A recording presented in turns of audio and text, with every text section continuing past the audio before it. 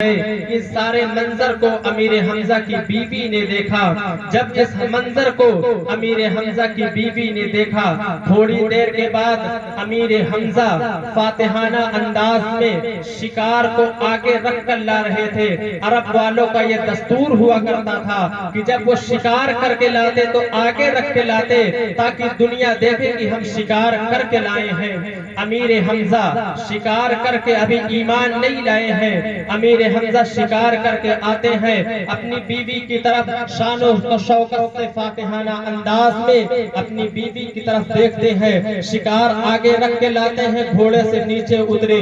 امیر حمزہ کی بیوی نے کہا، میرے سرتاج دف ہے تجھ پر کہ لوگ تیرے بھتیجے کو زخمی کرتے ہیں اور تو شکار کر کے فاتحانہ انداز میں اپنی بیوی کی طرف دیکھتا ہے۔ اللہ اکبر۔ امیر حمزہ کی بیوی نے جب یہ کہا، امیر حمزہ کے دل پر یہ بات اثر کر گئی اور امیر حمزہ نے کہا، اے میری بیوی مجھے بتاؤ میرے بھتیجے محمد کو زخمی کس نے کیا، میرے بھتیجے محمد کو کس نے مارا؟ اللہ اکبر۔ امیر حمزہ کی بیوی نے کہا، میرے سرتاج ابھی آپ کے بھتیجے محمد کا سامنا خانہ کعبہ میں ابو جہل سے ہوا اور آپ کے بھتیجے کو ابو جہل نے اس قدر پکڑا، آپ کے بھتیجے کے سر کو اور کعبے کی دیوار سے ٹکرایا، آپ کے بھتیجے کا سر زخمی ہو گیا، لہو لہان ہو گئے حضور علیہ الصلوۃ والسلام۔ اور اس وقت جب یہ امیر حمزہ نے اس بات کو سنا تو شکار کو بھول گئے، شکار کو ایک طرف رکھا۔ اس کے بعد امیر حمزہ دل پر اس بات کو لیے خانہ کعبہ میں داخل ہوئے، ابو جہل سے سامنا ہوا، اسی انداز میں جس انداز سے ان کی بیوی نے بتایا، اس قدر سے پکڑا گیا، اس قدر سے خانہ کعبہ کی دیواروں سے ٹکرایا گیا، اسی طرح سے امیر حمزہ نے ابو جہل کے سر کو پکڑا، خانہ کعبہ کی دیواروں سے ٹکرایا اور ابو جہل کو زخمی کر دیا۔ اس طرح زخمی کیا امیر حمزہ نے اس ابو جہل کو وہی پھینک کر کے امیر حمزہ اب اپنے گھر کی طرف نہیں جاتے بلکہ رسول کائنات صلی اللہ علیہ وسلم کی بارگاہ کی طرف چلتے ہیں۔ امیر حمزہ چلے حضور کے گھر پہ، جب حضور کے دربار میں پہنچے امیر حمزہ کہتے ہیں، اے میرے بھتیجے محمد خوش ہو جاؤ، میں نے تمہارے دشمن سے تمہارا بدلہ لے لیا ہے، چل کر کے دیکھو۔ اے میرے بھتیجے محمد خوش ہو جاؤ، میں نے تمہارے دشمن سے تمہارا بدلہ لے لیا ہے۔ میرے بھتیجے محمد خوش ہو جاؤ، میں نے تمہارے دشمن سے تمہارا بدلہ لے لیا ہے۔ 3 دفعہ امیر حمزہ نے کہا تو حضور علیہ الصلوۃ والسلام کے لبہائے اقدس کو جنبش ہوئی، حضور نے اپنے سر کو اٹھایا اور کہا، چچا اگر آپ میری خوشی چاہتے ہیں تو مجھے دشمن سے بدلہ لینے پر وہ خوشی نہیں ملتی، اگر آپ میری خوشی چاہتے ہیں تو کلمہ پڑھ کر دارِ اسلام میں داخل ہو جائیں۔ کیا بات! نعرہ تکبیر، نعرہ رسالت، یا حسین! کیا بات! سبحان اللہ! حضور نے کہا، اے میرے چچا اگر آپ میری خوشی چاہتے ہیں میں دشمن سے بدلہ لینے پر خوش نہیں ہوتا، اگر آپ میری خوشی چاہتے ہیں تو کلمہ پڑھ کے مسلمان ہو جائیں۔ حضرت امیر حمزہ رضی اللہ تعالی عنہ اسی وقت حضور کے دست اقدس پر اپنے ہاتھ کو رکھ کے کلمہ پڑھتے ہیں، گواہی دیتے ہیں، اشہد ان لا الہ الا اللہ وحدہ لا شریک لہ واشہد ان محمدا عبدہ ورسولہ۔ میں گواہی دیتا ہوں اللہ کے سوا کوئی معبود نہیں اور محمد صلی اللہ علیہ وسلم اللہ کے بندے اور اس کے رسول ہیں۔ یہ حضرت امیر حمزہ رضی اللہ تعالی عنہ کی ایمان لانے کا واقعہ۔ اب اس کے بعد اسلام کی دوسری جو جنگ حضور کے ظاہری حیات میں ہوئی اسے جنگ احد کہا جاتا ہے۔ اسی جنگ احد میں حضرت امیر حمزہ رضی اللہ تعالی عنہ کی دردناک شہادت ہوئی۔ آئیے جنگ احد کا واقعہ کی بات آئی تو جنگ احد کا پس منظر بیان کرنے سے پہلے جنگ احد کی تاریخ کو، جنگ احد میں جو جنگیں ہوئی اس کو بیان کرنے سے پہلے ذرا جنگ احد کا پس منظر پیش کر دو۔ اللہ اکبر۔ جب جنگ احد میں تمام کفار جمع ہو گئے تو حضور نے اپنے منادی بلال سے کہا، بلال جاؤ اور مدینے کی گلیوں میں یہ اعلان کر دو کہ جو اپنے کاموں میں لگے ہیں اپنے کاموں کو چھوڑ کر میدان احد میں حاضر ہو جائیں، اور جو اس وقت نفل عبادت کر رہے ہیں وہ نفل عبادت کو ترک کر کے میدان احد میں داخل ہو جائیں، میدان احد میں حاضر ہوں۔ حضرت بلال رضی اللہ تعالی عنہ حضور کے منادی چلے مدینے کی گلیوں میں اعلان کرتے ہوئے جا رہے ہیں اور کہہ رہے ہیں، حضور مجاہدین کو طلب فرما رہے ہیں، حضور مجاہدین کو طلب فرما رہے ہیں، اے لوگوں اپنے کاموں کو چھوڑ کر میدان احد کی طرف چلو، جو لوگ نفل عبادت کر رہے ہیں اس وقت نفل عبادت کو ترک کر دیں۔ حضرت بلال رضی اللہ تعالی عنہ مدینے کی گلیوں سے یہ اعلان کرتے ہوئے گزر رہے ہیں۔ جب حضرت بلال مدینے کی گلیوں سے اعلان کرتے گزر رہے تھے اس وقت حضرت بلال کی صدا ایک بیوہ خاتون کے کان میں جاتی ہے۔ رات کی تاریکی ہے، سناٹا ہے، اس بیوہ خاتون کے کان میں حضرت بلال منادی رسول کی صدا جاتی ہے تو وہ بیوہ خاتون اٹھ کر کے بیٹھ جاتی ہے اور رونے لگتی ہے، کہتی ہے کاش میرا شوہر تو شہید ہو گیا، کاش اگر میرے پاس کوئی جوان بیٹا ہوتا تو آج میں اسے رسول کی بارگاہ میں پیش کر دیتی۔ آج وہ رسول جس کے ہاتھ ہمیشہ یوں ہے، آج اس رسول نے مانگا ہے جانوں کا نذرانہ۔ یہ سوچ کر وہ بیوہ خاتون رو رہی تھی۔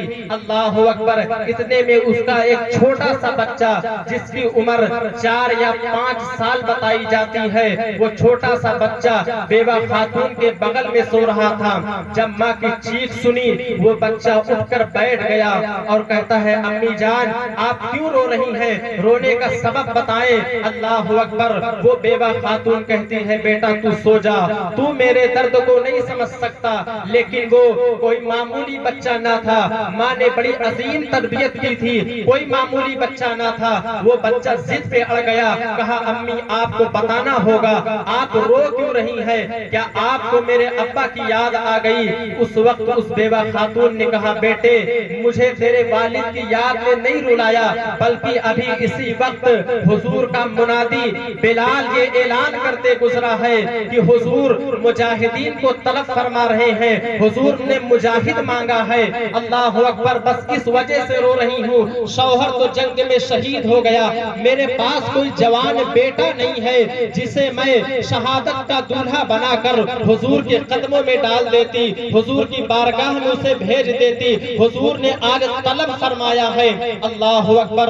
جب وہ 4-5 سال کا بچہ، تاریخ میں اس کی عمر 4 یا 5 سال بتائی جاتی ہے، جب وہ 4-5 سال کا بچہ یہ بات اپنی ماں کے زبان سے سنتا ہے تو کہتا ہے امی جان میرے ہوتے ہوئے آپ کو رونے کی کیا ضرورت ہے، آپ مجھے کو لے چلے اور بارگاہ رسول میں حاضر کر دیں۔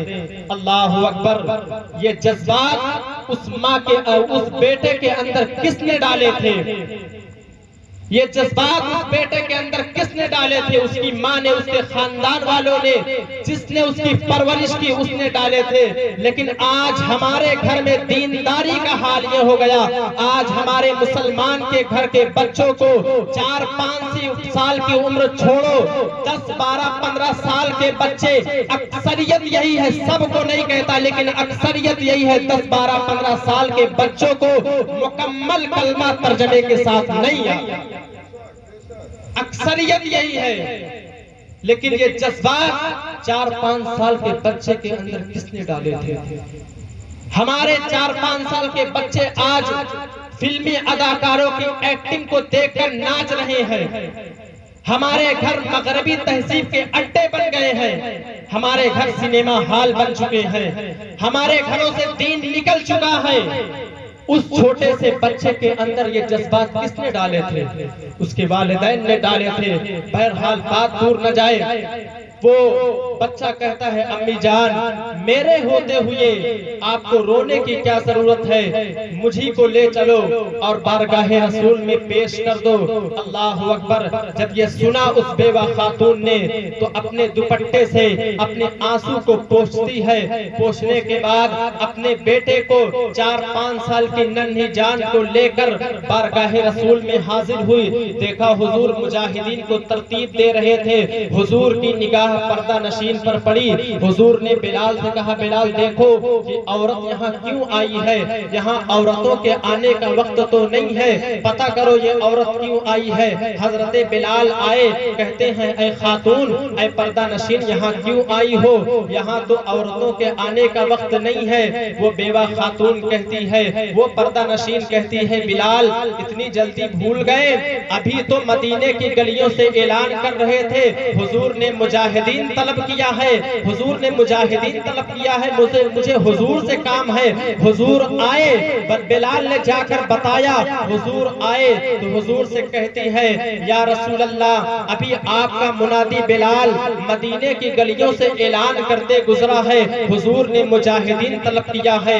یا رسول اللہ میرے شوہر تو اسلامی جنگ میں شہید ہو گئے ہیں، میرے پاس کوئی جوان بیٹا نہیں ہے جسے میں آپ کی بارگاہ میں حاضر کر دیتی، یہی 4-5 سال کی ننھی جان ہے، یا رسول اللہ اس تحفے کو قبول فرمائے۔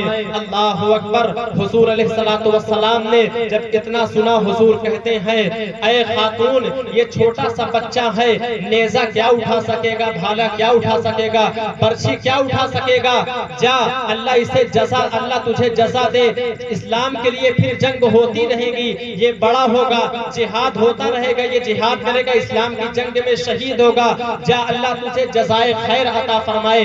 اللہ اکبر۔ جب اتنا اس بیوہ خاتون نے سنا تو اپنے بچے کے ہاتھ کو پکڑ کر جو ہی لے کے چلنے لگی۔ اللہ اکبر۔ اب وہ 4-5 سال کا بچہ جس کی بڑی عظیم تربیت کی گئی تھی، کوئی معمولی بچہ نہ تھا، اپنی ماں کا ہاتھ چھوڑ دیتا ہے اور رسول کائنات صلی اللہ علیہ وسلم سے لپٹ جاتا ہے اور کہتا ہے یا رسول اللہ بے شک میں تیر اور نیزے اٹھانے کے قابل نہیں ہوں، میں بھالے برچھی نہیں اٹھا سکتا، لیکن یا رسول اللہ اتنا تو ضرور کر سکتا ہوں، جب دشمن آپ کے قدموں پر وار کریں گے تو میں اپنے سینے کو پیش کر کے آپ کے قدموں کی حفاظت کر سکتا ہوں۔ نعرہ تکبیر، نعرہ رسالت، یا حسین، نعرہ تکبیر، سبحان اللہ، کیا بات، سبحان اللہ۔ یہ جذبات کس نے ڈالے تھے؟ آج ہمارے گھر کے بچوں کا حال کیا ہو گیا؟ یہ تو ایک بیوہ خاتون کا واقعہ تھا بلال، لیکن جب دوسری طرف سے دوسری گلی سے حضرت بلال منادی رسول جب اعلان کرتے گزرے تو دوسری گلی میں پہلی رات کا دولہا جسے صحابی رسول حضرت حنزلہ رضی اللہ تعالی عنہ بتایا جاتا ہے، حضرت حنزلہ بھی دن میں نکاح ہوا ہے، پہلی رات کا دولہا حضرت حنزلہ رضی اللہ تعالی عنہ کے کان میں منادی رسول حضرت بلال کی صدا بلند ہوئی۔ حضرت حنزلہ اپنی بیوی کے ساتھ وصل کی لذتیں اٹھا رہے تھے، جیسے ہی منادی رسول حضرت بلال کی صدا کانوں میں گئی اپنی بیوی سے فوراً الگ ہو گئے۔ الگ ہونے کے بعد جسم پر کپڑا ڈالنا چاہا تو بیوی نے کہا میرے سرتاج کہاں جا رہے ہو، آج کی رات جانے کی رات تو نہیں ہے۔ حضرت حنزلہ کہتے ہیں بے شک آج کی رات جانے کی رات نہیں ہے، لیکن ابھی حضور کا منادی بلال یہ اعلان کرتے گزرا ہے حضور نے مجاہدین طلب کیا ہے، خبردار میں اس محبوب کا ماننے والا ہوں جس کے اللہ اکبر جس کے صدقے میں پوری کائنات کی تخلیق کی گئی ہے، میں اس حضور سے اس نبی سے عشق کرنے والا ہوں، اور جو میرے محبوب کے عشق میں دیوار بنتا ہے ہم ہر اس دیوار کو توڑ دیا کرتے ہیں جو راہ عشق میں درار بنتا ہے، اس لیے ہمارے راہ عشق میں دیوار نہ بننا، ہمیں نہ روکنا، ورنہ ہم ہر اس دیوار کو توڑ دیتے ہیں جو راہ عشق میں دیوار بنتی ہے، جو راہ عشق میں درار بنتی ہے۔ اللہ اکبر۔ وہ بیوی کہتی ہے اے میرے سرتاج جاؤ جاؤ جلدی جاؤ، آپ جس محبوب کے غلام ہیں میں بھی اس کی کنیز ہوں، جاؤ جاؤ جلدی جاؤ، دیر نہ کرو، لیکن اتنا وعدہ کر لو اگر آپ وہاں سے واپس آ گئے مجھے یقین ہے میں غازی کی بیوی کہلاؤں گی، لیکن آپ شہید ہو گئے تو میں ایک بیوہ کی خاتون کہلاؤں گی، اس لیے آپ ایک وعدہ کرو کہ اگر آپ وہاں شہید ہو گئے جس طرح آپ آج مجھے تنہا یہاں چھوڑ کر جا رہے ہیں، کل میدان محشر میں جب تم جنت میں جانے لگنا تو اسی طرح مجھے تنہا چھوڑ کر نہ جانا، بلکہ اپنے ساتھ ہاتھ پکڑ کے جنت میں لے جانا۔ اللہ اکبر۔ حضرت حنظلہ رضی اللہ تعالی عنہ نے وعدے کو پورا کیا، وعدہ کیا، اس وعدے کو منظور کیا حضرت حنظلہ نے۔ اس کے بعد حضرت حنظلہ رضی اللہ تعالی عنہ، شاہ عبدالحق محدث دہلوی نے لکھا کہ حضرت حنظلہ رضی اللہ تعالی عنہ نے حضور کے فرمان پر عمل کرنے میں اتنی بھی تاخیر نہ کی کہ غسل کر لیتے، غسل کرنا بھی گوارا نہ کیا کہ اگر کل میدان محشر میں اللہ نے پوچھ لیا کہ حضور نے مجاہدین طلب کیا تھا تم نے جانے میں تاخیر کر دی، اس وقت بارگاہ مولا میں جواب کیا دوں گا؟ حضرت حنظلہ رضی اللہ تعالی عنہ غسل کیے بغیر حضور علیہ السلام کی خدمت میں حاضر ہوئے۔ یہ تھے عشاق، یہ تھے عاشق رسول، انہیں عاشق رسول کہلانے کا حق ہے۔ المختصر یہ، اب جنگ احد قائم ہوئی، وقت زیادہ نہیں ہے، جنگ احد قائم ہوئی، المختصر یہ کہ پوری جنگ احد قائم ہو گئی۔ اس کے بعد اسی جنگ میں حضور کے چچا حضرت امیر حمزہ رضی اللہ تعالی عنہ کی شہادت ہوئی اور دیگر صحابہ اکرام شہید ہوئے، حضور علیہ السلام بھی زخمی ہوئے، آپ بھی لہو لہان ہو گئے۔ اللہ اکبر۔ اور جس وقت حضرت امیر حمزہ رضی اللہ تعالی عنہ کی شہادت ہوئی، کتابوں میں لکھا جاتا ہے کہ جنگ احد میں جتنے شہید ہوئے، جتنے لوگ شہید ہوئے، سب سے دردناک شہادت حضرت امیر حمزہ کی ہے۔ حضرت امیر حمزہ رضی اللہ تعالی عنہ کی شہادت سب سے دردناک شہادت ہے۔ حضرت امیر حمزہ کا لاشا پہچانا نہیں جاتا تھا۔ ایک عورت نے یہ منت مانی تھی کہ اگر حمزہ کسی جنگ میں شہید ہوئے تو میں ان کے اعضا کو کاٹ کر ہار بنا کر پہنوں گی۔ حضرت امیر حمزہ رضی اللہ تعالی عنہ کے اعضا کو کاٹ کر اس عورت نے ہار بنا کر پہنا۔ اور حضرت امیر حمزہ، یہ بات زبان سے کہنے میں کلیجہ منہ کو آتا ہے، لیکن صرف احساس دلانے کے لیے کہ دین ہم تک پہنچا کیسے ہے، صرف احساس دلانے کے لیے آج ہمیں دین کی قدر نہیں ہے، صرف احساس دلانے کے لیے کہ حضرت امیر حمزہ کی جس قدر دردناک شہادت ہوئی، حضرت امیر حمزہ رضی اللہ تعالی عنہ کے کلیجے کو کچا چبایا گیا۔ جنگ احد میں جب شہادت ہوئی، امیر حمزہ کے کلیجے کو کچا چبایا گیا، لاشا پہچانا نہیں جاتا تھا، لاشا کٹا پڑا ہے۔ اللہ اکبر۔ حضور علیہ السلام نے زبیر سے کہا، زبیر تیری امی صفیہ کو تیرے ماموں کے جنازے پر آنے مت دینا، بہن ہے نا برداشت نہ کر سکے گی۔ بہت دردناک شہادت ہوئی ہے، لاشا پہچانا نہیں جاتا۔ زبیر کہتے ہیں امی آپ ماموں کے جنازے پہ نہیں جاؤ گی، بہت دردناک شہادت ہوئی ہے، بہت ظلم کے ساتھ کافروں نے شہید کیا ہے۔ اللہ اکبر۔ صفیہ کہتی ہیں اگر وہ عبد المطلب کا پوتا ہے تو میں بھی عبد المطلب کی بیٹی ہوں، اتنی تو طاقت رکھتی ہوں، اتنی تو طاقت رکھتی ہوں کہ کم از کم اپنے کٹے بھائی کے لاش کو میں کم از کم خراج پیش کر سکوں۔ حضرت صفیہ امیر حمزہ رضی اللہ تعالی عنہ کے کٹے ہوئے لاشے کے پاس آئی اور کہتی ہے اے میرے بھائی، تو نے آخری نبی کے چچا ہونے کا حق ادا کر دیا۔ اللہ اکبر۔ امیر حمزہ کی لاش پہچانی نہیں جاتی تھی۔ اس کے بعد حضرت صفیہ نے کہا یا رسول اللہ میں جانتی ہوں آپ کے پاس اس وقت کفن دینے کے لیے بھی کپڑے نہیں ہیں. میں نے کسی موقع کے لیے 2 سوتی کپڑے کاٹن کے کپڑے سنبھال کر رکھے تھے. اگر آپ اجازت دیں دیں تو اس کپڑے کو منگا لیا جائے. حضور نے اجازت دی. حضرت زبیر کو مدینہ بھیج کر 2 کاٹن کے کپڑے سوتی کپڑے لائے گئے. حضرت صفیہ نے حضور کی خدمت میں دونوں کپڑے پیش کر دیے اور کہا کہ میرے بھائی امیر حمزہ کو اس سے کفن دے دیا جائے. اللہ اکبر اللہ اکبر. دیگر شہدائے کرام بھی شہید ہوئے. جب وہ کپڑا حضور نے لیا تو کہتے ہیں اے پھوپھی جان آپ ذرا یہ بتائیں اگر آپ اجازت دیں تو ایک کپڑا میں آپ کے بھائی امیر حمزہ کی لاش پر ڈال دوں اور ایک کپڑا میرا بڑا پیارا صحابی ہے جس کا نام مصعب ابن عمیر ہے. یہ مکے میں اس سے زیادہ مالدار کوئی نہیں تھا لیکن جب یہ میری محبت میں میرے پاس آیا تو اس کی ماں نے کہا محمد کو چھوڑ دے. کہا تجھے چھوڑ سکتا ہوں لیکن محمد کو نہیں چھوڑ سکتا. کہا کہ اگر محمد کو نہیں چھوڑے گا دنیا کا تیرا سارا آرام چھین لوں گی. مصعب ابن عمیر نے کہا دنیا کا آرام میرے لیے کوئی معنی نہیں رکھتا. اتار دیے کپڑے اور اس نے میرے عشق میں ٹاٹ پہن کر آ گیا. اگر آپ اجازت دیں تو ایک کپڑا میں مصعب ابن عمیر کے لاشے پر ڈال دوں. وہ حضرت صفیہ نے کہا یا رسول اللہ آپ مالک و مختار ہیں آپ جو چاہیں کریں. اللہ اکبر. حضور نے دونوں کپڑے لیے. دونوں کپڑے لینے کے بعد حضور نے صحابہ سے کہا ان کپڑوں کو لے جاؤ. ایک کپڑے کو امیر حمزہ چچا کے لاش پر ڈال دینا اور دوسرا کپڑا مصعب ابن عمیر کے لاشے پر ڈال دینا. وہ 2 کپڑے صحابہ کرام لے کر گئے. ایک کپڑے کو امیر حمزہ کی لاش پر ڈالتے ہیں ایک کپڑے کو مصعب ابن عمیر کی لاش پر ڈالتے ہیں.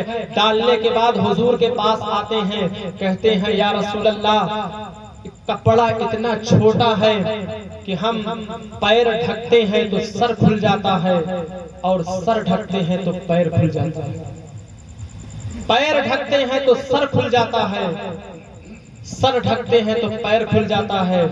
حضور نے کہا جاؤ سر کو ڈھک دو اور پیر پر گھاس ڈال کر اسی حال میں دفن کر دو. آپ کو بتاؤں ان 2 صحابی کو تو کپڑا میسر ہو گیا اور جو دیگر شہدائے کرام شہید ہوئے تھے انہیں کفن تک کا کپڑا بھی میسر نہیں ہوا. آج ہمیں کوئی لاوارث کی لاش بھی ملتی ہے تو کم از کم 3 کپڑے دیے جاتے ہیں. مظلوم کی حمایت ہم کرتے ہیں اور مظلوم کی حمایت کرنی بھی چاہیے. لیکن ذرا سوچو جنہوں نے ہم تک دین پہنچایا ان کو کفن کے لیے کپڑا بھی میسر نہیں ہوا. تب جا کر یہ دین ہمارے گھروں تک پہنچا ہے. تب جا کر یہ 5 وقت کی نمازیں ہمارے گھروں تک پہنچی ہے. تب جا کر